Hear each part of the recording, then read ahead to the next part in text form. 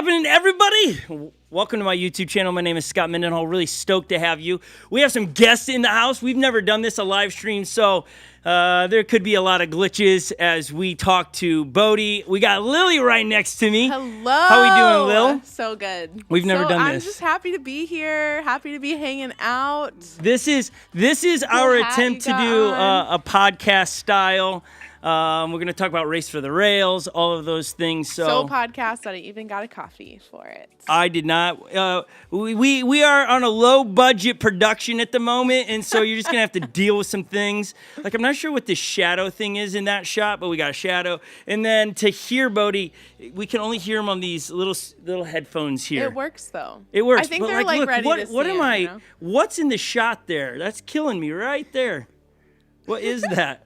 That's what is going on? It's the top of that camera right Oh, there. we gotta fix that. All right, why don't we say hi? Okay, let's bring in Bodhi. So Bodhi, what we're gonna do is we're gonna put Bodhi on like a Zoom and then just flip to him. Let's see him. Our production team is my boy. Hey, there he is. How we doing, bro? Yo, what's going on, everybody? So I know you can't tell that you just got flipped on the screen, but that was the first glimpse of you. So where are you sitting at right now? For those that have no idea what your job is and things, this could be their first time watching.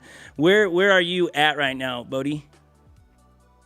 Right this second, I'm sitting in my office inside of the float shop or the float factory here in Sacramento, California.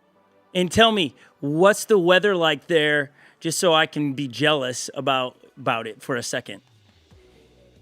The weather is about 80 degrees and perfectly sunny all day, I think. Yeah, okay, so compared to here, right now it's summer in Minnesota and it's hot and humid. And where we're filming right now, it is hot and humid, and I'm starting to sweat already, and we're just like 1 minute in. I'm doing great. I'm doing great. You're put together. We're about to get real shiny. I'm super put together. Yeah, you said I'm shiny?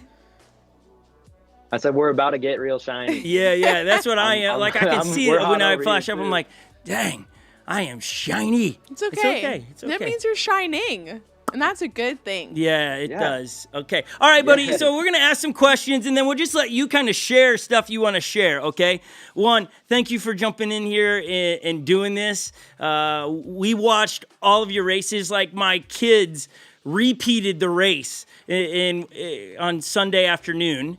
And to be honest with you, when you fell, they stopped watching. Like, they're your number one fan in Minnesota. Aww. They still have the rail. Do you remember when we first met and you signed the rail of a Onewheel and we gave it to my kids for Christmas?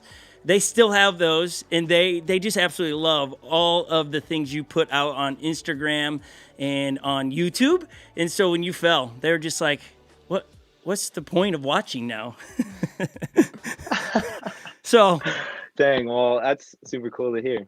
It was a pretty wild ride. We'll get to that in a little bit, but I want to talk about the helmet you were wearing. Like that, I'd not seen you wear that helmet before. We'll flash the picture up on the screen, the thumbnail one more time, so people at home can see like, it's the pink helmet with clean, I think, on one side, the Float Life logo on it. Is that a custom helmet that somebody gave you?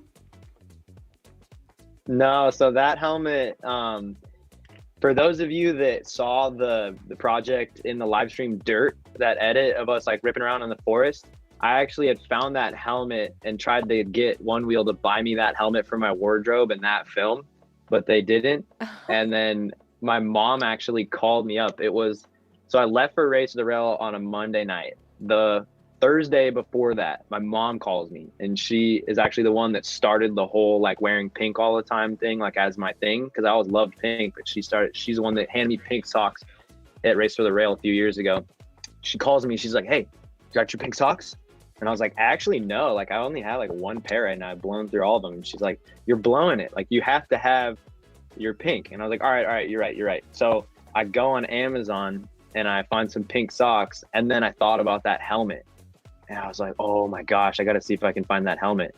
And it's actually a Mark Gonzalez Pro Tech collab helmet. Mark Gonzalez is like one of the most iconic, legendary skateboarders, like culture wise. He used to rip super hard, and he's been a big influence on the culture, and he's involved with like Supreme clothing and stuff. But it was a collab helmet of his with ProTech, and I found it on Amazon of all places. They don't even have it on ProTech's website anymore.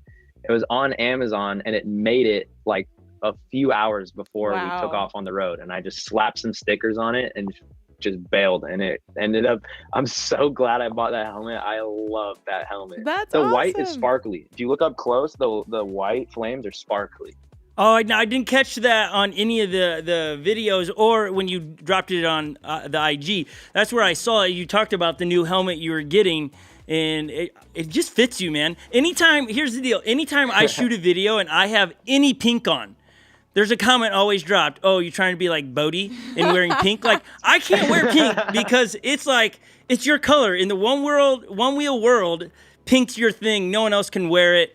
And so I need to get my own color, apparently. No. Like Apparently you you do. and pink's off the market. He's like, no.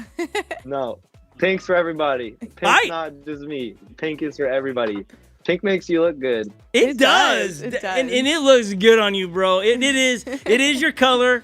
We'll find our own color here in Minnesota, but every time, if I put I had pink a fender on there at one point, and somebody's like, "Yo, you can't wear that on your Onewheel. That's Bodhi's colors." I was like, "I know the guy. Okay, it's okay. We're cool." They just wouldn't have it. Vicious. Well, if anyone gives you crap about it, be like, "I have Bodhi's seal of approval. Go away." Okay, I'll take it. In honor of you, the next color on my Onewheel will be in honor of you. We'll figure out how to do it. I love it. Because, again, if those don't know that are watching, here in Minnesota, we are huge fans of Bodhi. And why is that? Tell us how we met him. Bodhi, do you remember the first time we met in person? It was out at the pop-up shop, right? In LA. Yeah. And do you remember teaching us to ride the rainbow rail?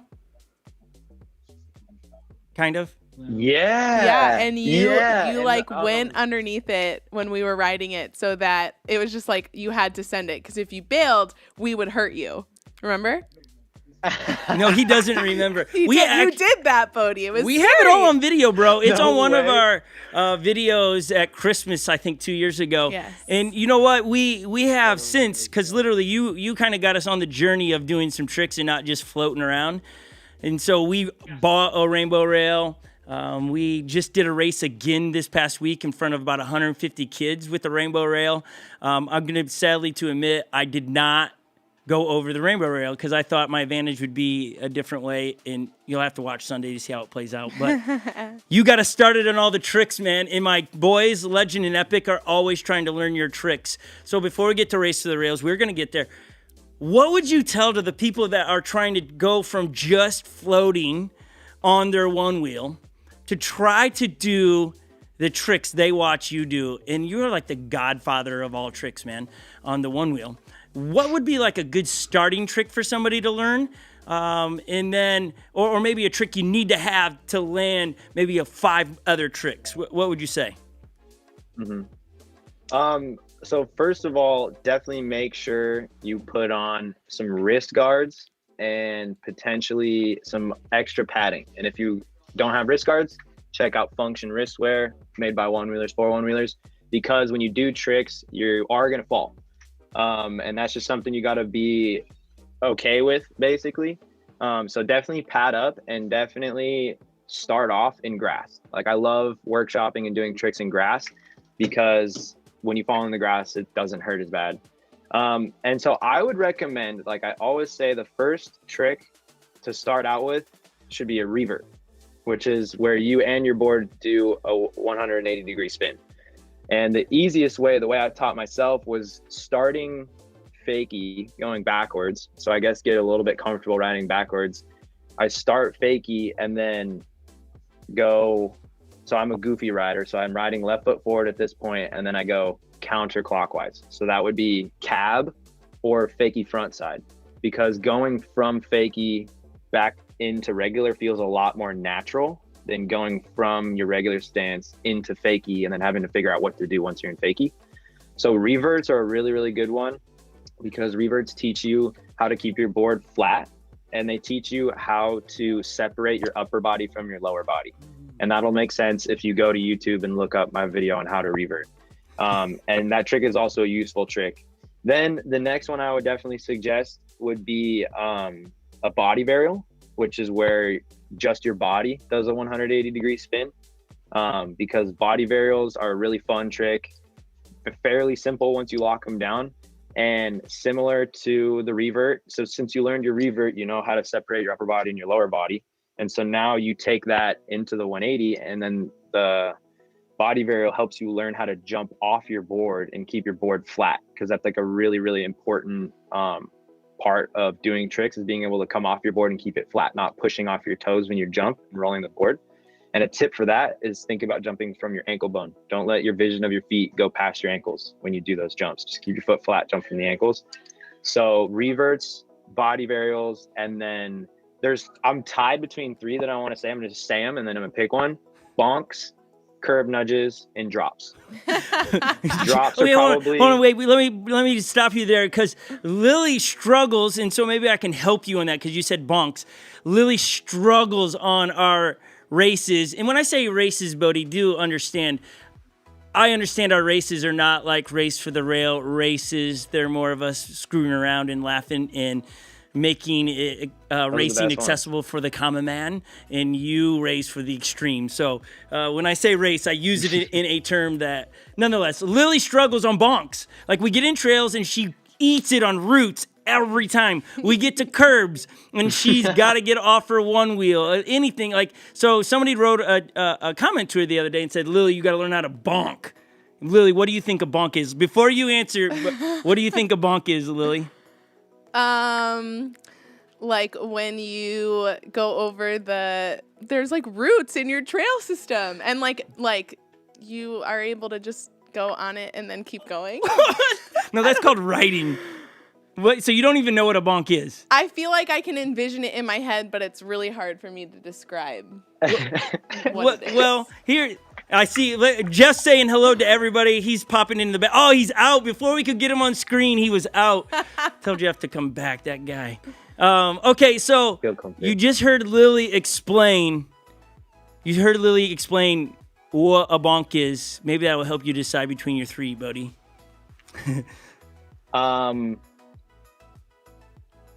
Okay, a bonk is basically the ollie of one-wheeling. It's popping the board up in the air. Yes, that's what I was envisioning, okay? Your mind is blown, isn't it? I did not originate in the skateboarding world, so I pretty much went into it after I started one-wheeling. So I don't know all the terms, but I was envisioning like it going up first and then... But oh my gosh, that just has to take so much talent, Bodhi. I'm just trying to stay on my one wheel, which I guess bonking would help me do that. It's not talent, it's timing. Timing? The secret to bonks is timing. Yeah. Because if a lot of people, they think when you're doing a bonk, a lot of people will just start off by just jumping in the air right before they hit the thing they're trying to bonk off of. And what that does is you just jump in the air and then your board rolls into it and just goes doing and just bounces straight up. And then your body's continuing forward and the board's like bouncing up under you as you're still going forward. So it doesn't like stay with you and do the bonk. So the timing is all about, as you're coming into it, you're basically like jumping off the ground right in front of the object you're bonking. And then you're pushing your board forward and down to give it the forward momentum to continue with your body. And then since you're jumping off the ground before it and popping the board up, the board sticks to your feet and it continues forward with you. So when you get the timing right and you get the amount of push forward and push down, that's the tricky part of the bonks, is like getting the right push forward and the right push down. Then it just boing, bounces up and stays in your feet. So it's really like a timing thing more than super duper skill. Okay. There you go. So the third one is drops. Drops are super useful because there's drops everywhere. Everywhere you ride around, there's like, you want to go down the curb real quick, or you like go up a fun handicap ramp, and then all of a sudden you're like, oh no, there's a two-stair. There's just stairs here. And so drops are super useful just because you can, if you get them down, then you're just cruising around and there's something you need to drop down and you don't even think twice about it. You just do it. You just whoop, drop down. And a drop is very self-explanatory. It's just like dropping off of any I ledge think onto we a got lower drops down ledge. for the most No, part. no, not Depending compared on to not compared, but not to depending- Bodhi's standard. like- This dude drops off of buildings. We Well, drop yeah. off of I was like gonna say, depending on how high, the drop is. yeah. I think I got like maybe 3 feet, like maybe. 3 feet. Yeah, we maybe did. 6 inches. No, we did the Look- bench that one time, and I was there. One and you were time. there, Like- and I did it, and you did it. Yeah, so that's I would what not. counts. I would not say I know. have a 3 foot drop down. I would give you 6 inches. No. 6 inches all day. Get me to 3 feet. Then we got Bodhi who's doing buildings. Okay. It's intense. All right, I'm gonna practice my bonking. Yeah. So that's You need to practice it. exciting. Yeah. Okay, got it. because when we go to races and you and I are teams, I can't have you dragging me down. Okay. You got to get this together. Which, speaking of races, we're stoked on. Bodhi, this weekend, we hopping in an RV from Minnesota, and we're headed to New York. And then we're going to start a stopwatch in New York at the, what waterfall is it? Niagara. Thanks. Niagara Waterfall. We're not Niagara Falls, and we're gonna do all the Great Lakes. We're gonna do a one-wheel race by all Great Lakes in 24 hours. We're gonna film it, and we're gonna drop it on YouTube after Labor Day. It should be so rad. Wow. Yeah. That sounds like a gnarly and fun adventure. Yeah, you wanna jump in and join us? Yeah, man.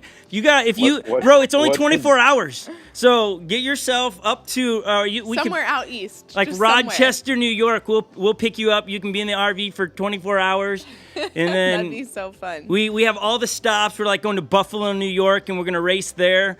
We're stopping in Erie, Pennsylvania because there's the lake there. We're going to the Rock and Roll Hall of Fame in Cleveland, and we're gonna I'll give away our one-wheel race there. You have to race around the Rock and Roll Museum, and you have to break a guitar up, and then you have to take all the pieces of the guitar and fill up. First one to fill up a certain container with the most pieces wins the race. So it should be pretty fun. The trip's gonna be so rad, bro. Come on, Whoa. you in? That's this weekend? Yeah, that's this weekend. We leave Minnesota Saturday morning, drive straight to New York, We'll be at Niagara Falls Saturday night. and we're filming it, like the whole thing. And then we just live in an RV and have 24 hours to do. And we're paddleboarding. Like you got that paddle tattoo, right? Yeah. So we'll be paddleboarding every Great Lake as well. So we're gonna paddleboard right to our one wheels or race to where our paddleboards are set up, and then we race. It's if no one watches it, bro, it's just gonna be fun for all of us to do it. It's gonna be fun. So we'll That chat. We'll sounds see if we epic. can make I it would work. I would actually pull up, but I'll be in Vegas for a buddy's birthday next weekend or this weekend. Okay, we understand. You do Vegas. We can't. Here's the deal. I've learned that you and I just can't be in the same spot very much. It just can't. So we have to get really far from each other. Like you'll be in Vegas. I'll take the other corner of the United States. We'll be really good. So hey, a lot of people are dropping comments, asking a lot of questions about they missed where you are and where's the headquarters for Float Life, and so you can answer that again for those that logged in late. They want to know where the headquarters of Float Life are. So why don't you tell them? But So I currently am at the Float Life headquarters, aka the Float Factory, aka the Fun House, aka where I work. And it is located in Sacramento, California, the northern region of the state of California, known as the farm to food capital of the U.S. We have a lot of farms around us, a lot of fresh food. It's right next to Santa Cruz, where Onewheels are made, and it's right next to Lake Tahoe, where Onewheels are shredded. And that's where I used to live in Boulder, but now I moved out here for this job, and now we're here, and I've been living here for about a year and a half. and so hey, this can is people where- can people just drop in? Like if they're out there, can they just come in and buy stuff straight just from pull the up, shop? 9 to 3. There you go. So Yep, if you straight are from the on a vacation this summer and you're in the vicinity, I don't know what you're doing if you're not there. Like go buy a t-shirt, go do something, say hello, get an autograph, right? Okay. The next thing people are talking about, and I'm going to hold them up for everyone at home. This is the WTF Rails. Oh man, Those rails are so amazing to ride. Like, if you've not rode them at home, find somebody that has them and ride them. What was can you give us the thought behind it? Like, did you come up with the idea for these, or did Jeff come up with the idea? How'd you get here? So W Rails were definitely not my idea. I will not claim that at all. I'm super stoked that they were made, but I cannot claim them as my own idea. WTF Rails, basically, Jeff and I come from other board sports. Jeff used to be a competitive snowboarder, like really, really good, talented snowboarder. He's skateboarded most of his life, like myself. He surfs, he wakeboards. We do all these other board sports. And he realized that one-wheeling is the only board sport that feels like your feet are just too high above the center of gravity point. And the one wheel feels just a little bit teetery-tottery, tippy-yippy. And when you're turning, like, you're not really able to, like, if you compare a turn on a one wheel to a turn on a snowboard, and the boards are like this, on my snowboard, my body's going to be like this. On my one wheel, my body's going to be a lot more like this, because I can't commit over the wheel as much because it doesn't have an edge that's cutting into the ground or whatever, and we're balancing on a wheel. So Jeff was trying to think, how the heck do we drop our feet down without losing clearance? Because everybody's thing has always been like clearance. There's right. people back before bang bumpers that wouldn't buy float plates because they wanted more clearance. And so we were like, okay, clearance is definitely a concern. So what we did is we took a board and we just lowered it and just dropped it down and made it a low rider. The thing was like this high off the ground, and it felt so good. It felt so like buttery and stable, and like you could throw 360 pop shove-its all day. And then so Jeff literally on a piece of cardboard just like drew a box and did some math, because somehow Jeff can shred and do math. I don't I can't. And he did some math and drew out the W rails, and he's like, you think these would work? And I straight up thought they would not work. I was like, no. It seems pretty cool, but wow, what's going to happen when the controller's not level? It's just going to freak out and the board's just like not going to work or something. Like I legitimately thought they would not work very well. He's like, all right, well, I'm going to get them made. And if I'm not mistaken, the first from pre-production to the first set of W's being made, I think it was like 10 grand to get the first set of rails made, through R&D, through paying the designer to actually design it, through like all the meetings and all the time, and then running it through the machines. And we got to cut it out of 2-inch block of 7075 aluminum, so the material's super expensive. And it was like this whole journey. And Jeff finally gets them, and he comes back and he's like, dude, we jump on them, and we were all geeking out, bro. Like, it works so well. But then we were like, yo, the nose is just too low, because since the foot pads go up like this, for the front sensor to be where it wants to be, it levels itself out. Yep. Because usually you're on straight rails, it's like this. So in Mission, when you ride Mission, your tail's like way high, your nose is like super low, and we're like, what the heck do we do about this? So we started using we jumped into custom to crank it back up and bring the nose back up, and then we were just like so stoked. Off to the races. They worked, we liked them. And then so the first set he made them, and we're like, all right, it works. So then he made the first 5 sets. The only silver, like when you see silver WTF rails, that's one of the first 5 sets. He made 5. I think I took a set. Neil Bennett took a set. Austin Silva took a set. Jeff set up another set on another board, and then we were testing them, kind of going back and forth, talking about what settings we liked best. And then we were like, all right, let's unveil these at Dirt Surfers in Arkansas, the race in Arkansas. Yep. So the plan was to make sure they worked, bring them to the race. We knew they worked, and Jeff had put the order in for those gold rails when we were at Dirt Surfers. So they were being made. We're like, these are sick. We're for sure got to do these. So then we pull up to Dirt Surfers, and I won Dirt Surfers on the WTF rails because they were just so stable and smooth and fast, and I love them. So let me jump in there, Bodhi, really quick. Just so that is one of the qualifiers for Race for the Rails, correct?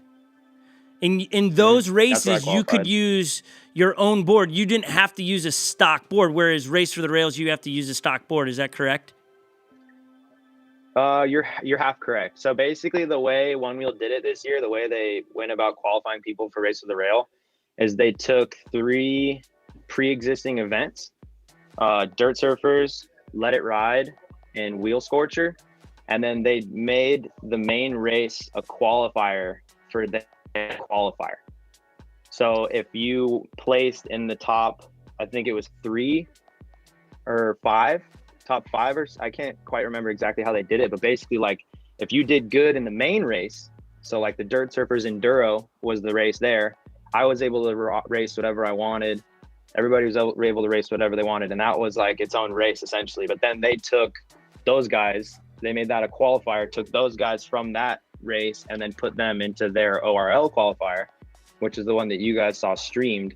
And in that race, we have to ride stock boards. Okay. You're on stock boards in that race. Yeah. So it's like you can race your board to get into the qualifier. And then if you get into the qualifier, then they put you on their board and you got to race on their board. So is that a tough switch? Like, I love riding We hate it. The WTFs. So they're just so much fun. But to go back to the stock board or the straight rails, it just rides different all of a sudden. So is that a tough switch for you, or do you just, for you, because you're like the godfather of riding, for you it was no problem? No, it is a tough switch for sure. And honestly, I really don't like racing on stock boards. I feel like it's very unsafe. But it is a really tough switch to go from like the setup that I've tuned for myself, that my body's used to, that I love. And then they're like, and it was they're brand new boards also. So it's like your Vega tire is literally a square, as square as yeah. it can be, as square as it can possibly be. And so going from W rails and a broken in Trail Pro with a punchy battery and a Kush high and TFL grip, like the board that just like makes my heart sing. And then they're like, all right, stock board, good luck. Yeah. And it's tough. It is a tough switch because like it's muscle memory. And honestly, in Arkansas, I almost went down dropping into that stage area. Yep. Because I got the Vega wobbles and I almost slammed super hard. And then in the qualifier for Let It Ride, I was chasing, it was me and Floaty, and we were starting to go into that berm next to the road. And I started to engage the turn, but my brain forgot I was on a Vega. So it started in like, I lightly pushed with my toe to just start engaging the turn and then dip into it. But with a Vega, you have to start with your body and then bring the board. You can't start with the board and then you bring your body because the tire is so flat. So if you start with the tire, it wobbles and then goes whoop and goes straight back down. And so I started engaging the tire and just dropped into a Vega wobble, and I had to like save myself. And then that dropped me behind Floaty and I couldn't catch back up with him. So like I've in all these qualifiers, I've struggled with the Vega boards because I really don't like them. And every time I go to the races, I bitch and I complain. I'm like, come on. And actually at Race to the Rail this year, I sent a really long text message to 2 of the guys, like the main guys that make a lot of the calls. And I wrote this long message explaining like, hey, can we all break in our own Vega and just get the tire, like feeling how we like it, get tuned to it. And then when we show up, we can just all swap our tires and get them set up on our boards and we'll all just be chilling, good to go. Because for us, we feel unsafe riding on brand new tires that haven't been broken in. They haven't been warmed up. They're too hard. They're too flat. And it makes us feel unsafe. And the guy was like, I don't know, I just make the trophies. And it couldn't even be up for a conversation. And I was like, all right, okay, that's kind of lame. So then I was like, but right, I don't know, like for most people that buy the stock Onewheel, like I just got a new one out of the box and I forgot how sticky that tire is, like throwing rocks everywhere. And then I went to go turn and I about ate it because it was a lot more effort to get it. It didn't fall in. Like right now on this setup with the WTFs, I'm riding the Burris collab with you guys, and it's just like, it's like snowboarding, and it's so much ease. Like you just fall into turns. Whereas that Vega, and I get it. That's the way you got to make something stock and go from there. But it's hard sometimes to get into that turn. And Lily doesn't really know that because she's a pint rider. I am mostly a pint rider, but I like my baby pint. Yeah, That's what I call it. I love it. But Yeah. I need an XR. So you do. I just need one. So eventually we'll get one. You will get one. So let's pause there really quick, Bodhi. Why don't we see you much on a pint? Like when we were out there actually in LA, that's what you were riding on the rail, and you were you were doing some awesome tricks on that rail, but you just don't see much of you riding the pints. Is it not fast enough? Not enough range? What's the thing? That's pretty much it. It's really that, like, when you hit 16 miles an hour on the pint, the pushback is so severe and so steep that when I ride a pint, I'm just going down the street like this. I just seesaw on it because you like kill the speed, and then I'm like, all right, just carve a little more, get vibey, and then I'll start vibing, carving, and then all of a sudden, next thing I know, I just naturally get up to 16 miles an hour because on my XR, I cruise around like 18, 19 is like my cruise speed. And so I naturally just go up. And so on the pints, when I'm riding around, I just teeter totter. And they just don't get enough range either. Yeah. It's just a smaller battery, not enough range. I feel like pint sessions all just end so quickly. Yeah, the so pints are great. why. Like my kids all have pints, and they get crazy amount of range and crazy amount of speed. Like to keep up with my kids, I have to ride the XR because they're so light that they get well over. One of them gets like 14 to 15 miles on the thing, and there's no pushback for them. They can go. I think I clocked one of them at 19 on the pint with no pushback because they're so light. And people always ask us, why do we race pints? And it's because that's what everybody can afford and has on the team. We need a couple more, and then we would race XRs as well because there's so much more to them. You spoke a second ago about power. So have you upgraded your battery in your personal XR? I did, but I went through 2 BMSs, so I took it out and I'm back to stock batteries. So in your I was thinking about upgrading or switching out the battery. In your opinion, is it not worth it because you'd burn up the other pieces of your Onewheel? And I'm not like Jeff where I can't come in here and fix the stuff. Like I would be out of board. So would you say don't mess with the battery, or it's worth it? It's a gamble. I'm going to say right now it's a gamble. I personally had a bad experience. I kind of had issues with it from the very beginning, and it was just like trying to figure them out, and it just was more trouble than it was worth. Here's Jeff. Yeah. But it's a gamble because I know a lot of people that have put in, CBXRs, JW batteries, like different extended batteries, and have had 0 issues, no problems, smooth as rain. But myself and Jeff, actually, he had issues with his. I had a bunch of issues with mine. I fried 2 BMSs, which is really, really expensive because Onewheel doesn't sell parts. So you have to track parts down on the internet. And so it was just too much trouble for me.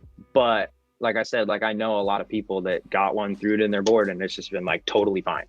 Because it is amazing when you have an extended battery in your board because they have a higher output. So you have more torque in the top 50%, and then you get way more range. So if you have an extended battery, you go trail riding, and like often you won't even kill your board. You're like, I'm dead. My board's not dead. Yeah. And so that part is really sweet. And it helps a lot for racing because like the biggest issue for us with racing is like, if you're doing multiple heats, you're like killing down your board, and then it takes too long to charge it back up. You can't just like fill it up with gas like a car, So having more battery helps a lot with races because you got to like taxi around and do your races, do your heats and plug in. And once you pass, I think you guys probably know this, once you pass like 60 to 50% on your battery, you're like 30% softer. The motor loses so much of its torque once you go below 40, 50, and that's just batteries. That's just battery sag. That's a classic thing. And so the CBXR gives you more 50%. You know what I'm saying? So that's kind of why a lot of us racers do it, is we get an extended amount of that higher torque. Because as soon as you're in a race and your board's below 50, you are effed. You are screwed. Because if everybody else has more torque than you, you're literally just going to get beat. You're going to get beat straight up. Yeah, I was trying to explain that to some of those around us here in Minnesota. Like, they will always watch me plug in. They're like, oh, that's so bad for your battery to not let it drain all the way down. And it's like, nope, I like mine tip top. I like it up in the 100%. Once I hit 50, like I better be on a joyride at that point because you just lose it. It's not the same ride, and that's not a one wheel problem. That's just batteries in general, like you said. Just batteries. But I'm like, I'm willing to shorten the life of my battery to enjoy my ride. Well, we keep calling it around here at 50%, you go to grandpa mode, and it's just like you lose a lot of the fun side of the one wheel. And so, okay, so we're building up. We were talking about qualifying. You got to ride your own custom board, and then switch to the stock. I love that idea, by the way, where you say you should. I love that you should be able to take and bring your own tire, break in a tire, and if you can change it out. I think like NASCAR drivers get to do stuff like that. That would be really cool. Yeah. But there's a bunch of the guys there can change a tire in like 20 minutes. Like a lot of people have the tire swap figured out pretty quick. Yeah. I bet you're pretty quick at doing it by now, huh? Yeah, man. I have changed so many. Like I change them a lot. Like when I first did it, it's like, I think you sent me the new, it was new last year. It was the Pint tire, Burris collab with you guys. And you sent it like, hey, have you ever changed tire? And you're like, just watch Jeff's video. And so I watched it and got it sorted out. And since then, I think I've changed well over 50 tires because now everybody brings their one wheels to me to do it. I taught Lily how to change it. Yeah, that was fun. She can change a one wheel. I can do it. I could do it without guidance now. Dang. Let's go. Hey. Representing the ladies. Okay, so you get to race for the rail this past weekend, and do you have to ride the stock board the entire time in all the prelims and everything? You do. Mm-hmm. Okay, so you're on the stock board the whole time, and you were broken up into teams, right? And then you had to race. You did a time trial, but you also got to race where you guys, it looked like you guys were swapping. The baton was a GoPro 360. That looked awesome. Mm-hmm. And it was so fun. The relay. Yeah, the relay. I can't remember how your team did. We got second by like not that much. Okay. It was really close between us and the Eastern team. And that race was the first team event. This is the first race of the whole thing. And that was for what team gets to keep their one wheel. Yeah. Like, so it was literally like, you guys win this race, you keep your board, you get a free board. And so it was a crazy race. The tension was super high. And we were using, like you said, we used a 360 camera as the relay baton, which is such a sick idea because the video has some really cool shots of us just like, it's like one person ripping. And then since it hits the hand so fast, like all of a sudden it's just like my face. And you're like, whoa. Yeah. And so we used the 360 camera as the baton. And it was crazy because the person in front of you would take off. They would like, everybody would be like, yeah, come in, take off. A couple people like slammed, but for the most part, there were a lot of clean exchanges. And then it was the craziest thing when you get up to the start line and it's just quiet because it was a lap like out and it went like out and around and then back to the same point. And so that person would take off. We'd all be like, yeah. And then the dust would kind of settle and it was just like quiet. And the tension was severe. We were all just sitting there like, were all the teams there watching? Breathe in. Or is it just your team? Everybody was there for all of everybody's races. Except let's see, I think Legacy was the last team, if I remember correctly. No, Legacy was not the last team. Who was the last team?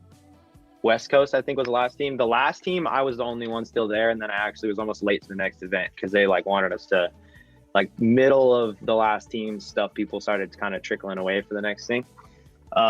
So for the most part, we were all there supporting each other, watching each other race, filming it. But it was crazy because, it was very high tension. And then the Eastern team took the win in that one. Yeah, so they get to keep. So that was the first team. They get to keep their boards, which when I saw that, I was bummed for you. I was like, the dude's always breaking one wheel, so he definitely needs one. So when I saw that, I was like, that'd be a sweet thing to take home a brand new. I thought that was cool of One Wheel. Like, I thought One Wheel definitely upped the ante this year in the race for the rail and the whole production, like on the day and then all of the events. It just made it a lot of fun. And I hope they do it again. And I hope they open up different, like an opportunity. I think we would love to host one here in Minnesota. we think it would be so rad to share Minnesota with tons of one-wheelers. We've built a half-mile course on our property here, and it's gnarly, bro. And so I would love to do the last race on our property because we're building. It won't be just dirt trails. We're building in berms. We're building in just a lot of cool things, and so it'd be sweet. So Onewheel, if you're watching, we want in. Whatever we got to do, bring it to Minnesota for next year. But it was so cool to follow, and I thought from the prizes to the money, well done on Onewheel. Like for me as a fan to watch. To see if you would win, but to see who gets their board and who gets the prize money. I mean, there's a lot of money on the line this weekend, and so that was pretty cool to watch. And so when you're talking about all these races, like for those that haven't watched, you can go to Onewheel's YouTube channel and watch all of this. They streamed it. They did such a great job. So go check it out. You'll see what Bodhi's talking about, handing off and all of those things. Okay, so you leave from that. That was to then you go to a time trial from there. Is that where people were headed to? Yep. Then from there we did the time trials to seed the brackets. So it was like I think it was a 2-hour gap after the relay. If I'm not mistaken.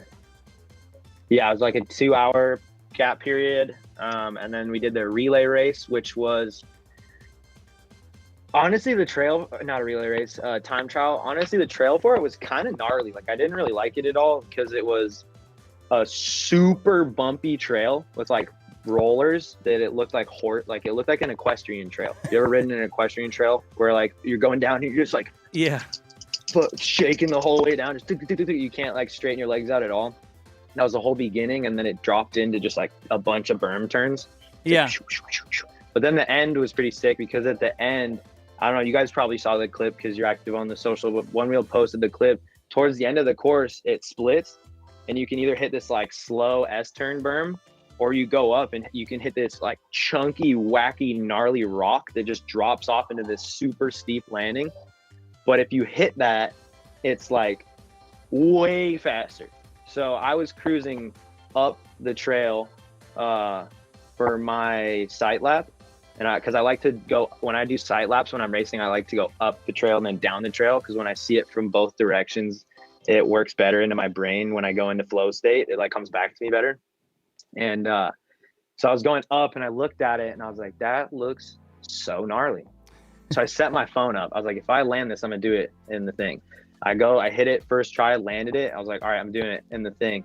So then time trial comes around. We all drop in and I hit my lap and hit the drop both laps and landed it both laps.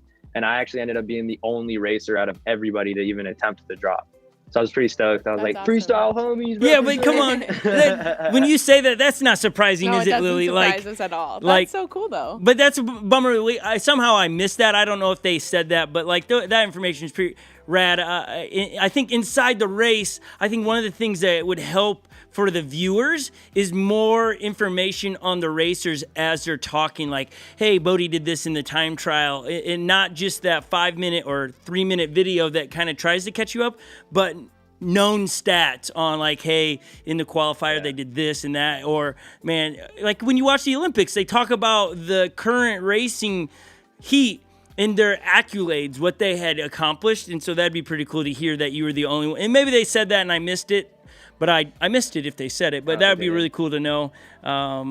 Then you hit it, like you said that was faster. So did you have the fastest qualifying time? No, I got the third fastest qualifying time. Dom, Kyle Hansen, and I were all within, I think, a second and a half of each other. Wow. Yeah. And the top 9 riders were within 9 seconds. So from the 9th place time to Dom's first place time was a difference of 9 seconds. So basically and a couple guys just blew it and just didn't have good laps. But what the time trial showed that blew my mind, I was like, holy crap, like this is anyone's game, is that all of us were so close time-wise. On both, we did 2 time trial laps, best lap counted. My 2 laps were basically identical. And we were all consistent and all our times were super close. So it wasn't like one person just hammered everybody else and was like, ha ha ha, you guys suck. It was so close between all of us. So we all got even more nervous because we're like, oh my gosh, there's not like one guy to be afraid of or anything. It's like we are all out here hammering down these trails. But it annoyed me though, because I could have pushed a little harder, I feel like. And that's always how you feel at the end of a time trial, is you get to the end, and if you land it, if you make it on your feet, you see your time. And this happens to me all the time. I never win races. I get so close, I don't fall, and then I get so close, like second, third, fourth, fifth, whatever, and then I can think of 2 sections of the trail that I messed my line up that would have made me faster and I would have won the qualifier. And then it's always like that. It's always like, oh, I could have pushed it just a little harder. I could push it a little harder. And you always want to think back and think about the stuff you could have changed. But yeah, no, I ended up in third, I think, like a half second behind Kyle and like a second behind Dom. Yeah, and so when you get done with the time trial, that's on Friday, and then the race is on Saturday, correct? Time trial was on Wednesday. Oh, Wednesday, you're right. I think I might have watched it on Friday. Yeah, so it was like we checked in Tuesday, and then Wednesday we did the relay, the time trial. Thursday was like a media day, so we didn't do anything until 4:00. And we wanted to go up on the mountain and film, but they wouldn't let us go up on the mountain and film. I was so bummed. Like, who wouldn't? But that day was like a media day. Who wouldn't let you do that? Onewheel or the place you were actually at? I think it was a little bit of both, but it was the Onewheel guys telling us no. Yeah, they probably didn't want people to see what it looks like around there before, I could see that. It makes sense. Let us get to show it off. I told them we were trying to just, I don't know. But so we ended up just going and riding. So it was just like a chill down day. Then Friday was the women's day, and then Saturday was the race. But actually, fun fact, which I thought they would say on the live stream, I got food poisoning on Thursday morning.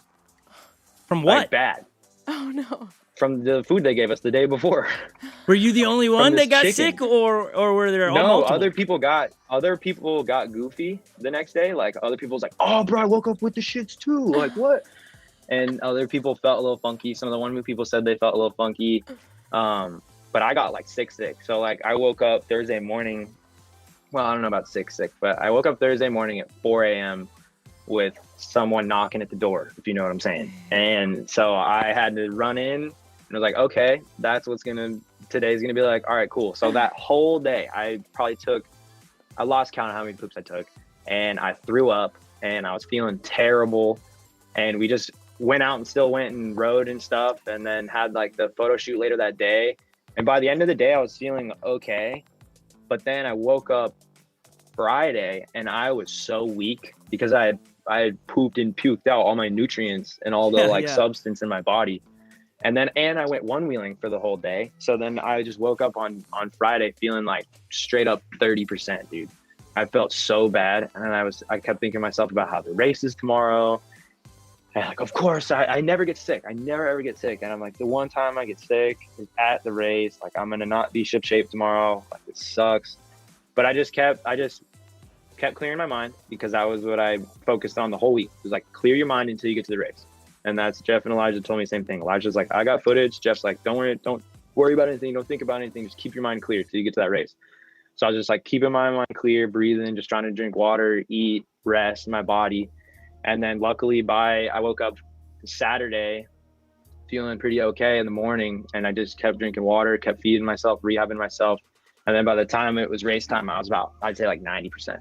So it was crazy. I got food poisoning right before the race. Now, if the outcome of the weekend would have been different for you, this would have been like the best story ever, right? Like, you get sick and you won. It's like the Michael Jordan game where he had the flu, and they call it the flu game. This would have been the flu race for Bodhi.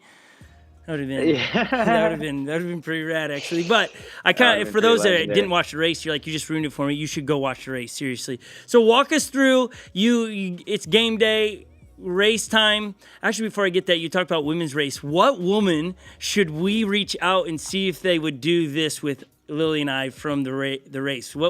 Who should we say, hey, we want to be on our YouTube channel talking about Onewheels? Who would you suggest? Ooh. Thinking about it. Wow, that's tough. I'd say probably Rachel Cecil, because that's a tough call. But I think as far as somebody that would be entertaining and very knowledgeable and like was there and was really in it and super focused Yeah. and motivated. It's a very close tie between Allie and Rachel, I think, and Jamie. I don't know. Why are you putting me in this position, Scott? They're all great. They They're are, all, but like, I'm not super around rad them. chicks Like that are I'm fun to talk not to around and- any. I didn't get me any. I only know you in that group, so it's like I'm a fan of you, so I'm reaching out to you, and I was like, he's got to know who we should be putting up here All of 'em. next. That was a Hit 'em good all answer up. though. To not. Yeah, choose I'm not one. trying to get you to call somebody out. I think you did great with that. Sorry for putting you on the spot. I told you if you didn't want to answer No, any it's of the fine. I'm questions, joking. you could I'm just joking. say, I I'm ain't joking. answering that question. No, I'm joking. I'm just hoping they're not watching like, oh, Bodhi, really?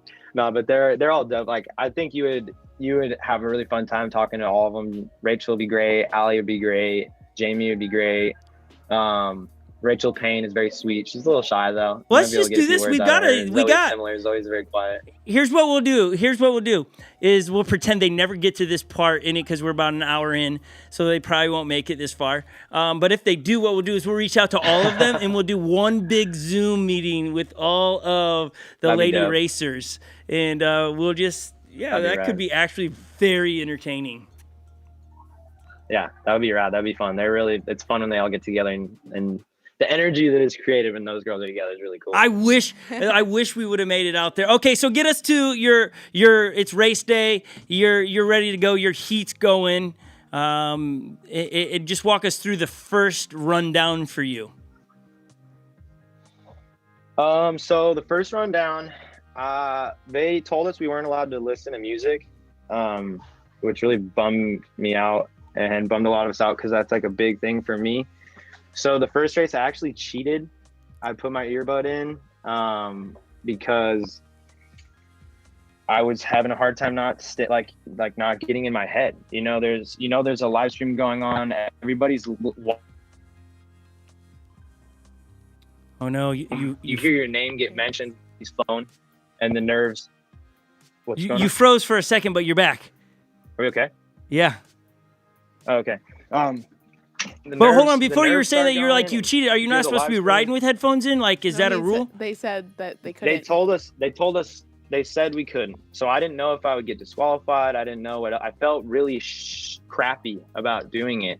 I felt like I was cheating, but it's really, really hard for me I have really heavy ADHD. Like that's a fact. I mean, that's part of what makes me who I am is I'm like super, and my brain's going in a million directions all the time. And so I was like, I need my music. So I put my earbud in my left ear and I got up to the start line and I always listen to drum and bass when I race because it's always about 170-ish BPM and all drum and bass is do-ba, do-ba, do-ba, do-ba, do-ba, do-ba. Like various ways of going about it. The drum and bass is that beat pattern. And it always it speeds my brain up. It focuses me. It gets me hyped and I love it. And so I'm at the start line. And I was avoiding all the, okay, so let's back up a little bit. I was cruising up. I didn't take the shuttle. I rode up so I could scope the course, burn some battery off my board. And then I got to the top and I walked up the dirt road a little bit and I sat down and I looked out over the valley and I just meditated and prayed for like 10 minutes. I just like chilled there, breathed, cleared my mind, pushed my ego away. Got that little thinker voice quieted down and pushed away. And I just sat there and I just breathed and I just centered myself and I just connected myself with the Lord. And I was just like thanking God for putting me in that situation. I was thanking God for surrounding me with the people I was surrounded by. And I just had like a gratitude session with my homie Jesus. And then I just like breathed and meditated and I felt really good. I felt very clear. And then I started walking down and the live stream still wasn't ready. So what I started doing is since I was in this really peaceful, connected to spirit place, is I just lightly was just like pacing around in circles, visualizing my line from the top to the bottom. And I'm never really able to do that, but this course it's just a fire road. So I was able to just like visualize my line and just run through it. And I was keeping everything off my mind. I was just thinking about my race, thinking about my lines, thinking about my lap. And then I got up to the start line. I'm like, keep resetting my song so that it like drops when I'm in the race. And then What was the song? we drop. It was this drum and bass. I think it's called like Kelper, Kelper. This is a really sick drum and bass song. And so they're like, all right. So the way they did the start gate is a drop gate. And so Justin would go 20 seconds, 10 seconds, 5 seconds. And so he wasn't like counting down. He's doing checkpoints and he's saying 5 seconds. And then the gate would drop, go. And then we would bomb. And so I'm standing there at the start line. I'm going back and forth because the new 4212 sensors are really crappy and they drop you all the time because they put an extra sheet of plastic on the sensor for some reason. And so now it activates really poorly and they don't have enough grit on their grip tape. So those little grit pieces don't push enough like fine contact points down. And so a lot of us are having sensor issues, and I actually brought enough grip tape for everybody to change their grip tape and they wouldn't let us do it. I was kind of bummed on it, but a lot of us are having some sensor issues. So that's why some of us were going boom, boom, back and forth on the start line, because there's been races where we're all like here and then they go, and your freaking sensor dips and you're like, no. Yeah. And that's hard to recover, isn't it? Take off. Like when we do our races so here hard. and it's and go. It throws your mind off. And you just slam your face into the ground because the sensor deactivates, and you're just like, it wasn't, I didn't give it too much power. It was just, that is a massive frustration on races. Like for you, like, man, you got to go. You need to go. That's the difference between a win and a loss. If your sensor deactivates and now you're eating dirt because it just decided to shut off and your weight's going forward. So the gate drops. You take off. In this race, I mean, you could tell you were in a Zen mode, bro. At one point, your arms are dropped. And you're just cruising by people. Like, I was like, this is different. Like, your arms are usually up, and you're going, and you just are, like, in this Zen mode. So, okay, gate drops. You're headed down on your Zen run, and walk us through it. Well, so I dropped in behind Tyler. I was behind Tyler, and I knew that top section down to the berm, there's one line, and it's about this wide, and you have to stay on it the whole time or else it gets real chunky. So I'm like, all right, drop behind Tyler, and I'm just chilling, and I back up.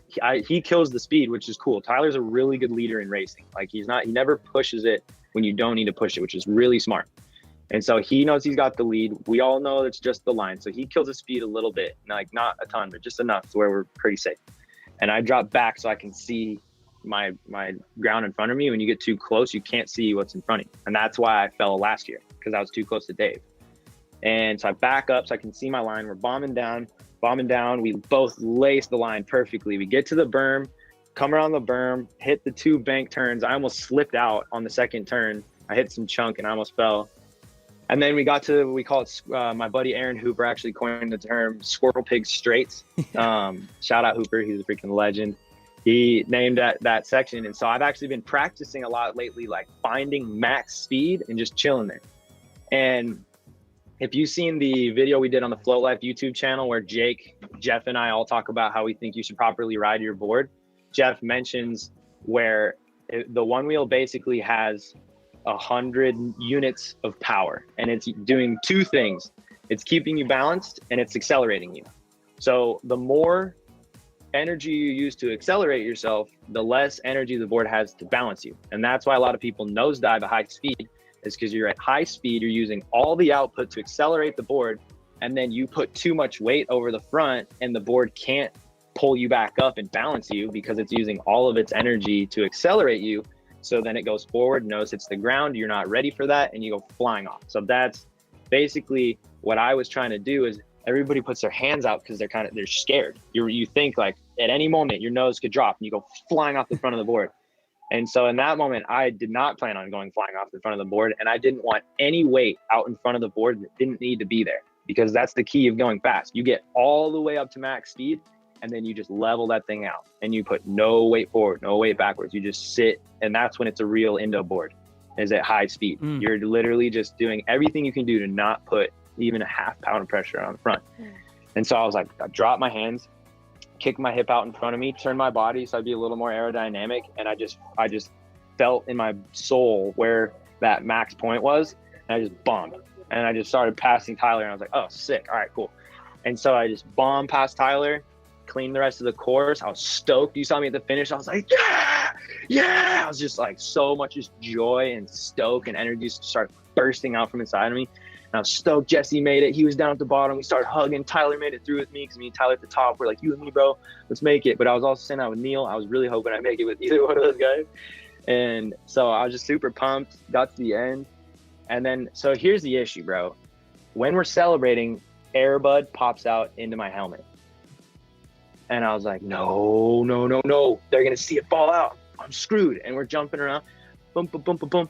And so I hugged Joey Knuckles, and I reached up in my helmet and pulled my earbud out, put it in my pocket. And then I go interview with Laser. We go back up to the top. Wait, hold on. Before we get to the second run up there. So you had the two berms and then the drop, which when watching, they said you had an option to go around the berm. You didn't have to hit the berm in the drop. Is that correct? You had to hit the berm. Didn't have to hit the berm drop. Okay, there was just like the left-hand berm. Yep. That was, you had to hit that. Yes. And then there's the right-hand berm to drop with an optional long line. But so and that drop was actually really hard. I didn't land that much. But was it shorter to do the drop, or if you would have gone the other way? Like, shorter. What would be advantages or disadvantages not to do it? I didn't understand that part watching it because I was like, why would I go around it? Do I get points for landing it and keep going? If you take the line with the berm drop, it's a lot faster than the line going around. So if you take the berm drop and you land it, you're way better off than going around. But if you take the berm drop and you fall, the person that went around is probably going to end up in front of you. So it's the safe line versus the risky shortcut. Yeah. Was that right with that build. But with the men, we were all like, I don't think the women communicated about it. They were just in their zone, like making their strategies. But at the racer meeting, I was like, yo, we're all hitting that drop, right? Yeah, we'll all hit it. And it looked like you guys had all decided to do that. It's like, hey, let's put on a show for the fans because it was fun to watch. It did make you sit on the edge. Like when you're coming down your first run, I'm like, oh my gosh, he's got this. And then I was like, oh no, the drop. Oh, that's the last part that you're just kind of, because after the drop, yes, you can fall off your board, but that's going to come out of like you're not paying attention, not because of something other than that. And so I was like, oh man, Bodhi, hit that drop, bro, hit that drop. And you did, and you got in. It was a great ride. But now you were just saying you're on your way back up to get ready for the next part of the race. And how'd that go? So that is where it all fell apart. And I was telling everybody, it's funny, I predestined myself. I was telling everybody the whole weekend, everybody here has a taste to win. The person that's going to win is the person that masters their mindset. And I said that to a few homies because I was trying to give them that advice so that they would focus on their mindset and focus on their mental. We're at the top, and Justin is asking Kyle to burn battery off of his board. And Kyle is like, I'm fine. I don't need to burn battery. I had more last lap. Because we were regenning going down that hill, believe it or not. So I started with 88 and ended with 95. And so Kyle had his board down to 90, which is where he wanted to start it at. And Justin was saying, the people were radioing to Justin saying, hey, have Kyle burn his battery. And Justin was like, hey,